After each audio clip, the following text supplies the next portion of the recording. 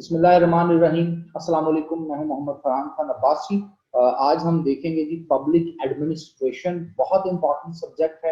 इसको younger branch of political science भी कहा जाता है। और मैं थोड़ा सा इसका इंट्रोडक्शन, इसका बैकग्राउंड, इसकी डेवलपमेंटल स्टेजेस को भी बात करूंगा और थोड़ी सी नॉलेज इसकी डेवलप करूंगा कि कैसे ये पॉलिटिकल साइंस की एक यंगर ब्रांच भी है। बल्कि मैं तो ये समझता हूँ कि जो स्टेट क्राफ्ट का कॉन्सेप्ट हमें प्रिमिटिव एथेंस से या प्रिमिटिव ग्रीस से मिलता है, या कन्फ्यूशियस के दौर से मिलता है, या अगर इससे भी पीछे चले जाए तो नेपाल में शाक्य मुनि और बुद्धा के जो जिस फैमिली में वो पैदा हुए थे, प्रिंस के बेटे थे, तो वहां पर भी हमें एक स्ट्रक्चर, ऑर्गेनाइज किस्म की रियासत मिलती है, ऑर्गेनाइज किस्म के शहर मिलते हैं, शुरफे का निजाम मिलता है, पुलिस का निजाम मिलता है, पब्लिक ऑर्डर मिलता है। तो ये तो बहुत पुराना है। तो practically public administration 20th century की मॉडर्न स्टेट क्राफ्ट में इसका बड़ा रोल रहा है। और हमारे यहाँ एक थोड़ा सा प्रॉब्लम ये है कि जो चीज वेस्ट में इस पिछले 100-150 साल में आना शुरू हुई, हमने उसी को नॉलेज मान लिया और उसी को हम समझते हैं विजडम की चीज है। हालांकि वेस्ट की जो डेवलपमेंट है वो 15th सेंचुरी के बाद में हमें नजर आती है। और जब हम इंशाल्लाह अपने जो हमारे लेक्चर पॉलिटिकल साइंस के चल रहे हैं उसमें हम 15th-16th सेंचुरी में पॉलिटिकल थॉट्स पढ़ेंगे तो आपको पता चलेगा कि तब तक वेस्ट में भी कोई पब्लिक एडमिनिस्ट्रेशन का उस तरह का कॉन्सेप्ट नहीं था। ये कॉन्सेप्ट बेसिकली 1442 साल पहले, आज से 1442 साल पहले, यानी ऑलमोस्ट 620 एडी में अरब में आया था, जजीरतुल अरब में, जहां पर इस्लाम के नाम पर एक रियासत बनाई गई थी। और the holy prophet peace be upon him, the final prophet, आखिरी नबी, आखिरी रसूल हजूर अकरम सल्लल्लाहु अलैहि वसल्लम ने उस रियासत मदीना की बुनियाद रखी थी, चार्टर्ड बनाया था। और वहां से फिर एक सिस्टम शुरू हुआ था पब्लिक एडमिनिस्ट्रेशन का, जो फिर खिलाफत राशिदा और फिर उसके बाद उमैयाद, फिर उसके बाद अब्बासी खिलाफत, और उसके बाद सो ऑन चलता चला गया। फिर मुसलमान जवाल का शिकार हुए, तो फिर ये वेस्टर्न एकेडेमिया का पार्ट बन गया। लेकिन वेस्टर्न एकेडेमिया ने भी इसको बहुत जल्दी अडॉप्ट नहीं किया, बल्कि वर्ल्ड वॉर 1 के बाद वहां पर कहीं इसके ऊपर बातचीत हुई as a discipline. Public administration student basically एक लैटिन वर्ड से ओरिजिन इसका हुआ है, एड और मिनिस्ट्रियर। एड और मिनिस्ट्रियर का मतलब है टू सर्व, खिदमत करना।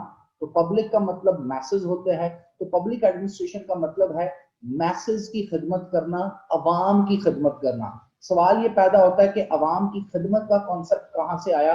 तो इसके लिए हमें प्रिमिटिव ग्रीस में जाना पड़ेगा, इसके लिए हमें प्लेटो को अंडरस्टैंड करना पड़ेगा। और जैसा हमारे वेस्टर्न पॉलिटिकल थॉट के लेक्चर में हमने आपको डिटेल में बताया हुआ है कि रिपब्लिक में वो एक रियासत बनाते हैं, रिपब्लिक उनकी एक बुक है, उसमें एक आइडियल स्टेट बनाते हैं, तो वहां पे भी वो एडमिनिस्ट्रेटिव स्ट्रक्चर बनाते हैं कि कौन किंग होगा, कौन सबॉर्डिनेट होंगे, कहां पर आर्मी होगी, बाजार कैसे लगेंगे। इसी तरह स्टेट्समैन में इसी तरह वो अपनी बुक द लॉज में कहते हैं।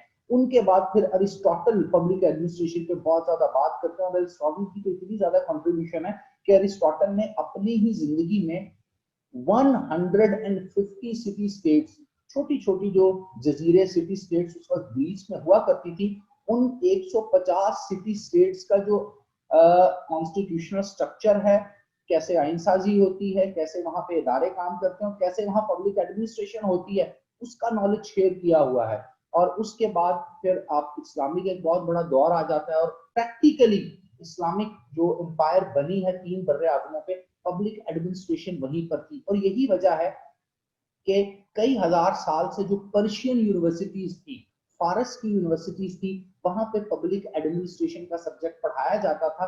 लेकिन अमेरिका के अंदर इस सब्जेक्ट की जो आमद है, वेस्ट के अंदर इसको एज ए सब्जेक्ट, या आप समझ लें एज ए टेक्स्ट बुक के तौर पर, एक डिसिप्लिन के तौर पर यूनिवर्सिटीज में पढ़ाया जो जाने लगा, ये फर्स्ट वर्ल्ड वॉर के बाद पढ़ाया जाने लगा। वैसे तो अगर देखा जाए तो public administration it is as old as human being.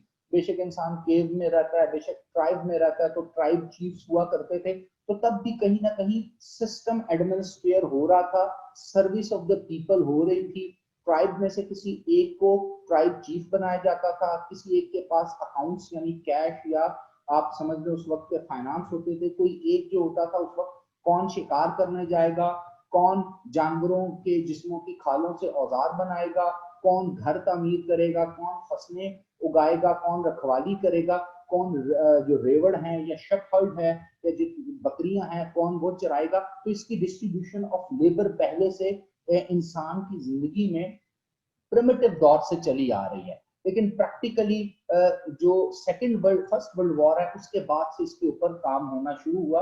और फर्स्ट वर्ल्ड वॉर से कुछ अरसा पहले 1877 में अमेरिकन एक बहुत बड़े स्कॉलर हैं वुड्रो विल्सन, उन्होंने इसके ऊपर बात की थी। तो यहाँ से पब्लिक एडमिनिस्ट्रेशन की फर्स्ट स्टेज भी स्टार्ट होती है।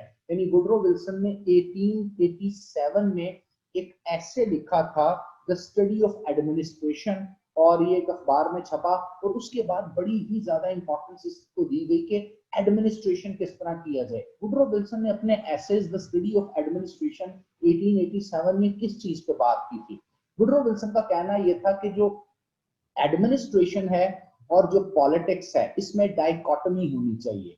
डाइकोटमी का मतलब है अलग अलग होने चाहिए। यानी जो लोग पॉलिटिशियंस हैं, जो पॉलिटिक्स करते हैं, जो अवाम के नुमाइंदे हैं, वो पार्लियामेंट या कांग्रेस में आते हैं तो कानून साजी करें। अब वो काम एग्जीक्यूशन ऑफ द वर्क्स या उसके साथ साथ अपनी अपनी मिनिस्ट्रीज में जा करके एडमिनिस्ट्रेशन को ना संभालें, बल्कि एडमिनिस्ट्रेशन के लिए स्किल्ड ब्यूरोक्रेसी या सिविल सर्वेंट को हायर किया जाए।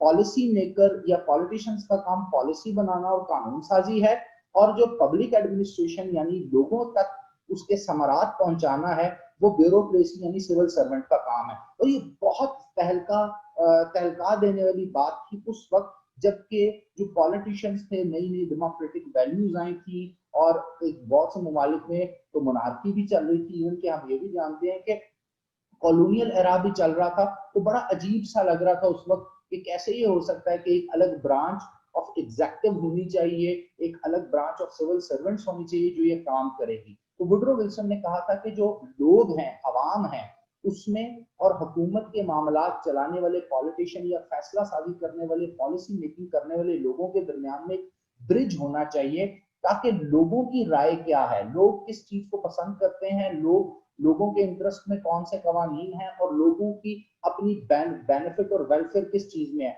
तो वो ये एग्जीक्यूटिव ब्रांच यानी ब्यूरोक्रेसी जो ब्रिज के तौर पे होगी, ये वो बातें पॉलिसी मेकर्स तक पहुंचाएगी। और पॉलिसी मेकर्स जो पॉलिसी बनाएंगे फिर उसके अकॉर्डिंगली कवानीन बनेंगे, उसके अकॉर्डिंगली एग्जीक्यूशन ऑफ पॉलिसीज होगी, अमल दरामद होगा और लोगों की वेलफेयर होगी। याद रखिएगा पब्लिक एडमिनिस्ट्रेशन के साथ ही वेस्ट के अंदर 20वीं सदी में वेलफेयर स्टेट का कॉन्सेप्ट भी आया था। वेलफेयर स्टेट का कॉन्सेप्ट इससे पहले पूरी की पूरी पॉलिटिकल हिस्ट्री में अगर कहीं भी पाया जाता है तो वो रियासत मदीना यानी नबी पाक सल्लल्लाहु अलैहि वसल्लम ने जिस रियासत को जन्म दिया वो वाहिद रियासत थी जो वेलफेयर के नाम पे चलती थी। फिर खुलफाए राशिदीन का दौर और बाकी अदवार जब आते हैं तो वहां पर भी ह्यूमन वेलफेयर और सर्विस ऑफ द पीपल की बात की जाती थी, जो वेस्ट ने 20वीं सदी में अडॉप्ट की। इससे पहले वेस्ट जो था या वेस्टर्न कंट्रीज जो थे, अगर आप होब्स के कॉन्सेप्ट को पढ़ लें, मैकियावेली के कॉन्सेप्ट्स को पढ़ लें, उसके अलावा लॉक को पढ़ लें, रोसो को पढ़ लें, तो आपको एक ऐसी तरतीब नजर आएगी कि लोग अपने राइट्स के लिए, ये थिंकर, ये फिलोसोफर सोशल कॉन्ट्रैक्ट थ्योरीज में बात कर रहे हैं कि लोगों को राइट्स दिए जाएं। तो वेस्ट में राइट नहीं थे। हालांकि जो इस्लामिक पॉलिटिकल सिस्टम है उसमें जब हम देखते हैं तो 620 एडी में ही जो है जो लोगों की वेलफेयर के राइट्स दिए गए थे, लोगों को वोटिंग राइट मिल चुके थे, लोगों को प्रॉपर्टी ऑनरशिप राइट मिल चुके थे, लोगों के लिए एक एडमिनिस्ट्रेटिव स्ट्रक्चर बना दिया जा चुका था जिसके अकॉर्डिंगली सर्विसेज होती थी, पुलिस का निजाम था, जेल खाना जात थे, प्राइस कंट्रोल की टीमें बनाई जाती थी, बाजारों को, मार्केट्स को कंट्रोल किया जाता था। तो ये सारे के सारे मामला हमें मिलते हैं। इवन कि जब हम इंडो पाक हिस्ट्री को पढ़ते हैं और तुगलक तक का दौर देखते हैं, अलाउद्दीन खिलजी का दौर देखते हैं, तो हमें इंडो पाक हिस्ट्री में भी 14 और 13 सेंचुरी में प्राइस कंट्रोल रेगुलेशन नजर आती हैं, वेलफेयर ऑफ द पीपल नजर आती है। लेकिन वेस्ट में ये चीज 20वीं सदी में आती है। इनकी इस बुक के साथ कुछ अरसे बाद 1900 में यानी तकरीबन 13 साल बाद एक और बड़े जो वहां के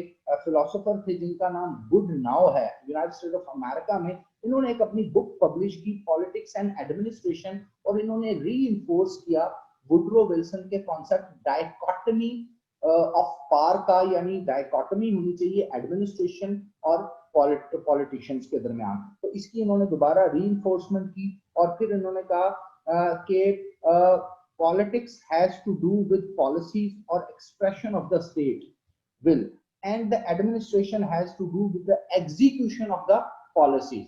यानी पॉलिटिक्स यानी पॉलिटिशियन वो पॉलिसियां बनाएं और जो एडमिनिस्ट्रेशन है वो उन पॉलिसियों को एग्जीक्यूट करें।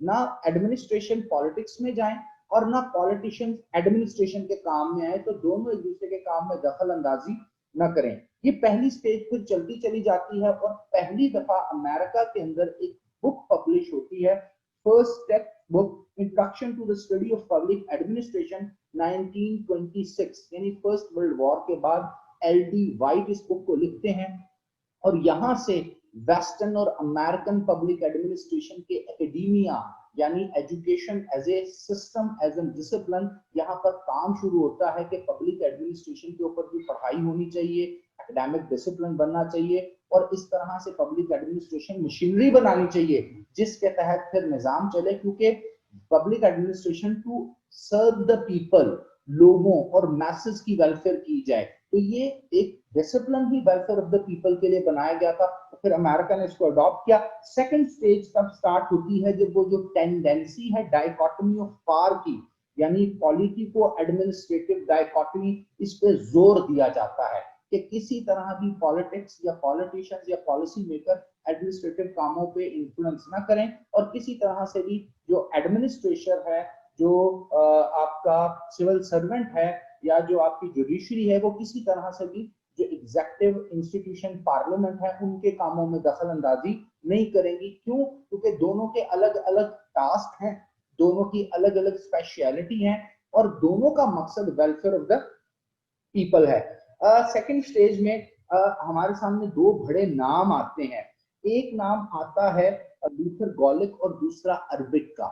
लूथर गॉलिक बेसिकली फाउंडर भी माने जाते हैं पोस्ट कॉब के। बेसिकली जब हम इंशाल्लाह अगले लेक्चर्स में जाएंगे तो मैं आपको दो स्कूल ऑफ थॉट्स पढ़ाऊंगा पब्लिक एडमिनिस्ट्रेशन के। तो एक सब्जेक्ट मैटर स्कूल है और एक मैनेजरियल स्कूल है। तो इन दोनों स्कूल्स को जब मैं पढ़ाऊंगा तो उसमें से इंपॉर्टेंट आपको एक स्कूल मिलेगा जिसको लूथर गॉलिक का स्कूल कहते हैं। और लूथर गॉलिक ने पहली दफा पब्लिक एडमिनिस्ट्रेशन को इन अ ग्रेटर पर्सपेक्टिव डिफाइन कर दी कि पब्लिक एडमिनिस्ट्रेशन काम क्या है। वो कहते थे POSDCORB. Now what is meant by POSDCORB? POSDCORB basically एक वर्ड, एक आप समझ लें एक्रोनिम एक कॉइन किया है जिसके बहुत से मतलब है। मसलन P means planning, S means staffing, O means organizing, D means directing, CO means coordinating, R means recruiting and D means budgeting। यानी पब्लिक एडमिनिस्ट्रेशन जो है, जो सिविल सर्वेंट का काम है, उनका काम अपने जो भी उनको फंड मिल गए हैं अपने इलाके को, या किसी जगह पे उन्होंने सड़कें बनानी है, किसी जगह पर कम्युनिटी सर्विसेज देनी है, कम्युनिटी सेंटर्स खोलने हैं, तो उसके लिए प्लानिंग करेंगे। फिर ऑब्वियसली बात है उसके लिए वो ऑर्गेनाइजेशनल स्ट्रक्चर एक बनाएंगे, उसके लिए स्टाफ बनाएंगे, उसके लिए बजट एलोकेशन वो करेंगे, इन तमाम कामों को वो करेंगे। फिर उसके साथ साथ वो कोऑर्डिनेशन भी पब्लिक एडमिनिस्ट्रेशन आपस में करेंगे। तो ये पूरे का पूरा मैकेनिज्म इन्होंने बताया था कि, और इसको स्कोप ऑफ पब्लिक एडमिनिस्ट्रेशन भी कहा था, जो कि बाद में आके बहुत वाइडर स्कोप हो गया, आज के दौर में बहुत वाइडर हो चुकी है। सेकंड स्टेज अभी हम पढ़ रहे हैं developmental stage of public administration. इसके बाद एक रिस्पॉन्स आता है पोस्ट कॉप के अगेंस्ट और एक बिहेवियर स्कूल आ जाता है, साइंटिफिक मैनेजमेंट स्कूल आ जाता है और इस स्कूल को इंट्रोड्यूस करवाते हैं एल्टन मायो। यहाँ से third stage of public administration start होती है और 1931 के बाद की जो स्टेज है इसको हम third stage of public administration कहते हैं, जो डेवलप हो रही है, क्योंकि यहाँ पर ये बिहेवियरल स्टडी करते हैं। अब ये तो डिफाइन हो गया कि पॉलिटिको एडमिनिस्ट्रेटिव डाइकोटमी होनी है, पॉलिटिशियन पॉलिसी मेकिंग करेंगे और administrator civil servant administration execution of policies करेंगे। लेकिन इशू ये आ रहा था कि एडमिनिस्ट्रेटिव लोग काम किस तरह करेंगे, उनका बर्डन कैसे शेयर किया जाएगा, उनकी सैलरीज कैसी होनी चाहिए, वो क्यों प्रोग्रेशन में काम करेंगे, वो बेस्ट बिहेवियर कब देंगे, वो टारगेट ओरिएंटेड कैसे होंगे। तो इसके लिए फिर एल्टन मायो ने रिस्पांस दिया पोस्ट कॉब को और मैनेजरियल साइंटिफिक बिहेवियरल स्कूल सामने आया। और ये स्कूल सामने आया वेस्ट इलेक्ट्रिकल कंपनी में एक बहुत बड़ा एक्सपेरिमेंट किया 3-4 साल के लिए। इंशाल्लाह इस पे हम डिटेल में जब ये थ्योरी पढ़ाएंगे तो बात करेंगे। इसके साथ साथ सेकेंड वर्ल्ड वॉर स्टार्ट हो जाती है सेकेंड वर्ल्ड वॉर के बाद रिकंस्ट्रक्शन ऑफ यूरोप की बात आती है, स्पेशली वेस्टर्न यूरोप की बात आती है, तो तब पब्लिक एडमिनिस्ट्रेशन का बड़ा रोल नजर आता है। मुल्कों के अंदर ब्यूरोक्रेसी, सिविल सर्वेंट, इनको फंड देना, कंस्ट्रक्शन करना, railway network, communication, works, education, health, आपका उसके अलावा civil defence, communication, telecommunication, transportation, ये तमाम के तमाम मामला जो स्टेट की जिम्मेदारी बन चुके हैं। अब सेकेंड वर्ल्ड वॉर के बाद वेस्ट में इसकी बहुत ज्यादा इंपॉर्टेंस है, क्योंकि अब दुनिया वेलफेयर, हर मुल्क वेलफेयर स्टेट बन चुका है। तो ये एक दौर स्टार्ट होता है। फिर चेस्टर बर्नार्ड की एक बड़ी इंपॉर्टेंट पब्लिकेशन आती है, फंक्शंस ऑफ एग्जेक्टिव्स। एग्जेक्टिव का रोल क्या होना चाहिए, ऑर्गेनाइजेशन एंड मैनेजमेंट, ये भी इनका बहुत अच्छा वर्क हमारे सामने आता है। तो यहाँ से फिर एवोल्यूशन स्टार्ट होती है। और जो फोर्थ स्टेज है 1960 में, फोर्थ स्टेज स्टार्ट हो जाती है। ये स्टेज स्टार्ट होती है with the work of McGregor. McGregor बड़ी खूबसूरत थ्योरी देते हैं पब्लिक एडमिनिस्ट्रेशन की कैसे जाए, क्योंकि पब्लिक एडमिनिस्ट्रेशन इंसान ही करेंगे, एडमिनिस्ट्रेटर इंसान ही होंगे, सिविल सर्वेंट रिक्रूट कैसे हों, उनसे काम कैसे लिया जाए। तो उनकी बड़ी मशहूर थ्योरी है, theory X and theory Y. Theory X में कहते हैं कि जो इंसान है एज ए ह्यूमन बीइंग, ये इनहेरेंटली डिसलाइक करता है वर्क को, तो इसको कंट्रोल करने के लिए रूल्स रेगुलेशन बनाए जाएं, पर्क्स दिए जाएं, स्टिक एंड कैरेट पॉलिसी का इस्तेमाल किया जाए। अच्छा काम करे तो उसको प्रमोशन दे दें, बेनिफिट दें, बोनस दें, टारगेट अचीव ना करे तो उसको जॉब थ्रेट्स दें। तो इस तरह की थ्योरीज हमारे सामने आई। इसी तरह थ्योरी वाई आई, जिसमें उसने कहा कि कुछ लोग ऐसे होते हैं कि विदाउट एनी एक्सटर्नल फैक्टर वो खुद से काम करते हैं और बहुत ज्यादा इनिशिएटिव लेते हैं, तो ऐसे लोगों को वो कहते हैं आप बहुत जल्दी प्रमोशन दें। तो ये हम देख रहे हैं कि पब्लिक एडमिनिस्ट्रेशन जो डेवलप हो रही है, तो अब ज्यादातर थिंकर का फोकस हो रहा है ब्यूरोक्रेसी के ऊपर, जिसने लोगों को सर्विस पहुंचानी है। इदारे कैसे बनने चाहिए,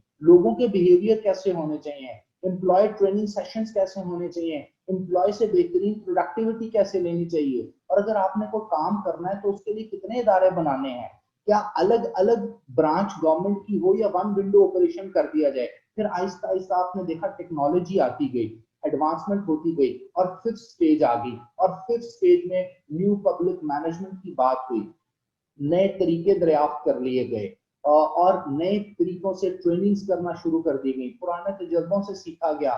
दुनिया जो है कोल्ड वॉर एरा से आगे की तरफ निकली, कोल्ड वॉर खत्म हो गई और फिर नए मसाइल दुनिया के सामने आए। हम कंप्यूटर एज में आ गए, कम्युनिकेशन की एज में आ गए, fast moving bullet train replace कर दिया पुराने स्ट्रक्चर्स को, नए बिजनेस मॉडल्स हमारे सामने आ गए, नई बिजनेस स्टडीज आज हमारे सामने आ गई।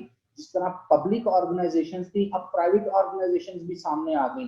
पहले पब्लिक एयरलाइंस होती थी, अब प्राइवेट एयरलाइंस भी सामने आ गई। कंपटीशन बहुत ज्यादा बढ़ गया, तो पब्लिक एडमिनिस्ट्रेशन में भी बहुत ज्यादा ट्रांसफॉर्मेशन होगी और एक नया कॉन्सेप्ट आया जिसको हम बोलते हैं न्यू पब्लिक मैनेजमेंट। और अब इस कॉन्सेप्ट में कहा गया कि लोगों को वेलफेयर सिर्फ और सिर्फ बिजली, पानी, खुराक, तरसील, ट्रांसपोर्टेशन ही नहीं है, हेल्थ ही नहीं है, एजुकेशन ही नहीं है, बल्कि हर वो जिंदगी का हिस्सा या हर वो जिंदगी का शोबा, एवरी वॉक ऑफ लाइफ, जिससे बर्थ से लेके डेथ तक इंसान गुजरता है, ये हुकूमत की जिम्मेदारी है कि उसमें वो लोगों को सर्विस दे, क्योंकि हुकूमत लोगों से टैक्सेस लेती है। और अब आप देख रहे हैं आज के दौर में डेमोक्रेटिक वैल्यू है, लोगों की नुमाइंदगी करती है, लोगों के वोट से इलेक्शन जीत करके पॉलिसी मेकिंग की चेयर पे आती है, पार्लियामेंट में आती है। तो लोगों के बेनिफिट के कवानीन भी बनाए, उसके लिए इदारे भी बनाए,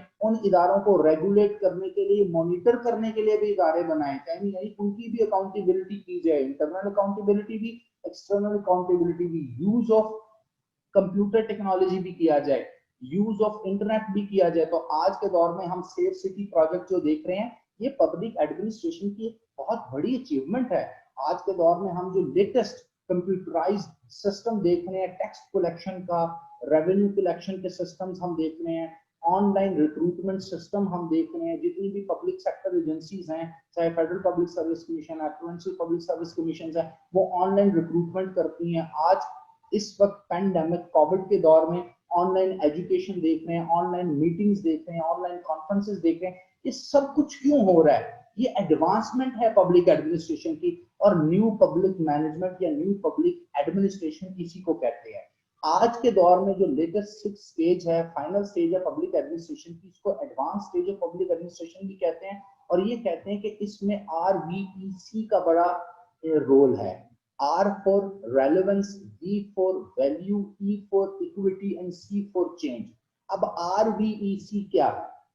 न्यू पब्लिक एडमिनिस्ट्रेशन या न्यू पब्लिक मैनेजमेंट को जो प्रमोट करते हैं वो ऑथर्स ये या वो स्कॉलर्स ये कहते हैं कि अब हम जिस दुनिया में रह रहे हैं इसमें गवर्नमेंट कोई भी काम करती है वेलफेयर ऑफ द पीपल के लिए, तो गवर्नमेंट को सर्वे करके क्रॉस चेक करना है कि क्या वो रेलेवेंट है लोगों के लिए। क्या ये ऑरेंज ट्रेन लोगों के बेनिफिट में है, मेट्रो बेनिफिट में है, प्राइस कंट्रोल, बाजार सस्ते लगाना बेनिफिट में है, एजुकेशन, हेल्थ पॉलिसीज क्या रेलेवेंट है? क्योंकि अब जो स्टेट है ये तो वेलफेयर स्टेट बन गई है और public administration in real spirit अब हमें हर जगह नजर आनी चाहिए। पुलिस का निजाम, डॉल्फिन का निजाम, सिक्योरिटी का निजाम, सिक्योरिटी कैमरा का निजाम, सेल्फ सिटी प्रोजेक्ट्स का निजाम, ये क्या रेलेवेंट है? आपने देखा पिछले साल कराची में जब बारिश बहुत ज्यादा हुई, पानी बहुत ज्यादा आया और बड़े बड़े पोश इलाकों में चला गया तो कितना ज्यादा शोर मचाया गया। अब आप अगर आज से 100 साल पीछे चले जाएं तो लोगों को बड़ी बदतरीन हालत में मैसेकर कर दिया जाता था, तो शोर भी मचा सकता था। क्यों? क्योंकि लोगों के अब जहनों में ये बात आ चुकी है कि इट इज आवर राइट और अपना हक है ये हमारा कि गवर्नमेंट हमारी वेलफेयर करे, रियासत हमारी वेलफेयर करे। और ये क्यों है? ये पब्लिक एडमिनिस्ट्रेशन की इस मॉडर्न फॉर्म की वजह से। पहली तो बात गवर्नमेंट की पॉलिसीज और गवर्नमेंट की एक्टिविटीज की रेलेवेंस होनी चाहिए। दूसरा वैल्यू होती है टाइम के अकॉर्डिंगली। मसलन बहुत सी चीजें ऐसी हैं जो आज से 20 साल पहले अगर गवर्नमेंट वो काम कर रही थी वो बहुत ज्यादा वैल्यूएबल थे, लेकिन आज के दौर में लोगों के फायदे के वो काम नहीं है। तो गवर्नमेंट जो भी काम करे, जो भी पब्लिक एडमिनिस्ट्रेशन का फोकस हो, न्यू पब्लिक मैनेजमेंट या न्यू पब्लिक एडमिनिस्ट्रेशन के जो फिलोसोफर, जो थिंकर है, वो कहते हैं वो लोगों के लिए उसकी वैल्यू हो। और उसके बाद आते हैं इक्विटी, यानी इक्वली डिस्ट्रीब्यूशन हो, क्योंकि आपने सर्व करना है पब्लिक को, किसी क्लास को सर्व नहीं करना कि एलीट क्लास के मकसद के लिए कोई काम कर दें या मिडिल क्लास के लिए कर दें या लोअर मिडिल क्लास या पुअर क्लास के लिए कर दें, बल्कि जर्नली लोगों को वेलफेयर आपने देनी है, जर्नली लोगों का बेहतरी करनी है। और आखिरी चीज change, relevance, value, equity and change. आज के इस दौर में पब्लिक एडमिनिस्ट्रेशन लोगों की जिंदगी में तब्दीली, और तब्दीली का मतलब यहाँ पर बेहतरी से है, यानी स्कॉलर्स चेंज को कहते हैं पहले से बेहतर हालत। तो वो चेंज, वो बेहतरी क्या आई है?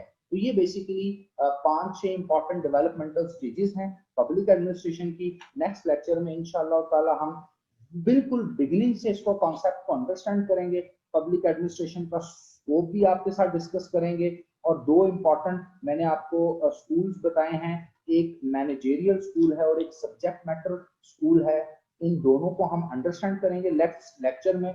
और पब्लिक और प्राइवेट एडमिनिस्ट्रेशन या पब्लिक और प्राइवेट सिस्टम्स में फर्क क्या है इसको डिस्कस करेंगे।